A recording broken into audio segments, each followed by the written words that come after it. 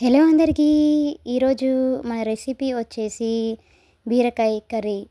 ఈ బీరకాయ కర్రీని ఎప్పుడూ ఒకేలా కాకుండా ఇలా కొత్తగా ట్రై చేయండి. చాలా చాలా టేస్టీగా ఉంటుందండి.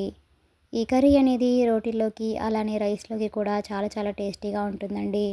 ముందుగా 2 బీరకాయలని తీసుకొని వీటిని ఇలాగా సైడ్స్ కట్ చేయండి. ఇలా ఈ 2 బీరకాయలని కూడా సైడ్స్ కట్ చేసి వీటిని మధ్యలోకి కట్ చేయండి. ఇప్పుడు బీరకాయలకున్న పీల్ తీసేయండి. ఇలా అన్ని బీరకాయలని కూడా ఈ విధంగా పీల్ తీసేసి వీటిని 2-3 సార్లు శుభ్రంగా వాష్ చేసుకొని తీసుకోండి. ఇక్కడ బీరకాయలు అనేవి చేదున్నాయో లేదో ఒకసారి చెక్ చేసుకొని తీసుకోండి. ఇప్పుడు వీటిని కటర్ మీద పెట్టేసి వీటిని చిన్న చిన్న ముక్కలుగా కాకుండా అలా అని మరీ పెద్దగా కాకుండా మీడియం సైజులో కట్ చేసుకొని తీసుకోండి.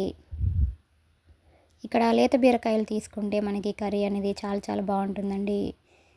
ఇలా బీరకాయలన్నింటినీ కూడా ఇలా మీడియం సైజులో కట్ చేసుకొని తీసుకోండి.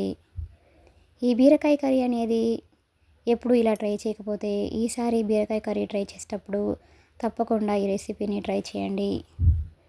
ఇలా అన్ని ముక్కల్ని మీడియం సైజులో కట్ చేసుకొని తీసుకోండి. ఇప్పుడు ఒక ప్లేట్లోకి ఒక ఆనియన్ని అలానే ఒక పచ్చిమిర్చి ఒక టొమాటోని తీసుకొని పచ్చిమిర్చి అనేది స్పైసీ ఎక్కువగా ఇష్టపడే వాళ్ళైతే ఒక 3 వరకు తీసుకొని సన్నగా కట్ చేసుకొని తీసుకోండి. అలానే ఆనియన్ని టొమాటోని కూడా సన్నగా చిన్న ముక్కలు కట్ చేసుకొని తీసుకోండి. ఇలా అన్నింటినీ కట్ చేసుకొని పక్కన పెట్టుకోండి.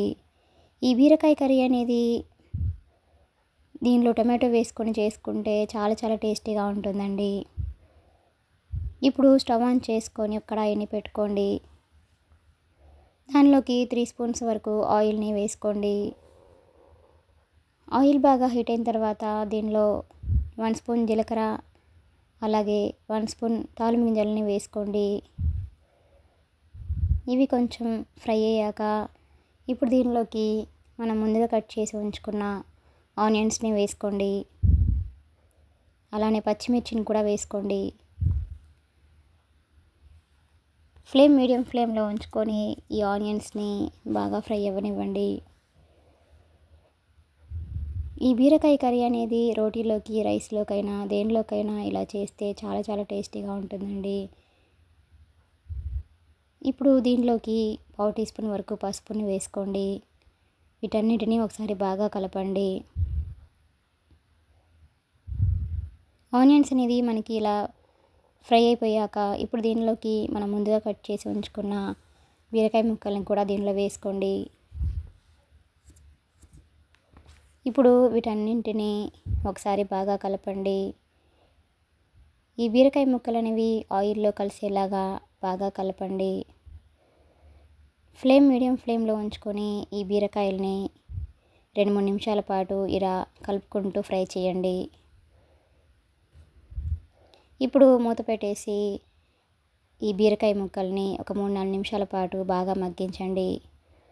ఇలా 3 నిమిషాల తర్వాత మూత తీసి మధ్య మధ్యలో ఇలా కలుపుకుంటూ మరొక 2 నిమిషాల పాటు ఈ బీరకాయ ముక్కల్ని బాగా మగ్గించండి. బీరకాయ ముక్కలు అనేవి మనకి ఈ విధంగా మగ్గిపోయిన తర్వాత ఇప్పుడు దీనిలోకి మనం ముందుగా కట్ చేసి ఉంచుకున్న టమాటోని కూడా వేసుకోండి. ఇప్పుడు వీటన్నిటిని ఒకసారి బాగా కలపండి. ఈ బీరకాయ కర్రీలో టమాటో వేసుకొని చేసుకుంటే కర్రీ అనేది చాలా చాలా టేస్టీగా ఉంటుందండి. ఇప్పుడు మూత పెట్టేసి టమాటో ముక్కలు అనేవి సాఫ్ట్గా అయ్యేంత వరకు వీటిని బాగా ఉడికించండి.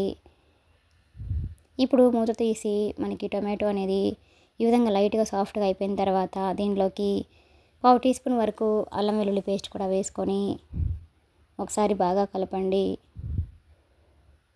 అల్లం పేస్ట్ అనేది పచ్చివాసన పోయేంత వరకు బాగా ఫ్రై చేయండి. ఇప్పుడు మరొక 2-3 నిమిషాల పాటు వీటిని బాగా ఉడికించండి. ఈ బీరకాయ కర్రీ అనేది ఇలా చేస్తే చాలా చాలా టేస్టీగా ఉంటుందండి. ఈ బీరకాయ ముక్కలు ఇలా పూర్తిగా మగ్గిపోయిన తర్వాత దీనిలో టేస్ట్కి తగ్గట్టుగా సాల్ట్ అలాగే 2 స్పూన్స్ వరకు కారంని వేసుకొని అలానే 1/2 టీ స్పూన్ ధనియాల పొడి 1/2 teaspoon garam masala 1/2 teaspoon జీలకర్ర పొడి కూడా వేసుకొని వీటన్నింటినీ ఒకసారి బాగా కలపండి. ఈ మసాలాలు మొత్తం పచ్చివాసన పోయేంత వరకు బాగా ఫ్రై అవ్వనివ్వండి.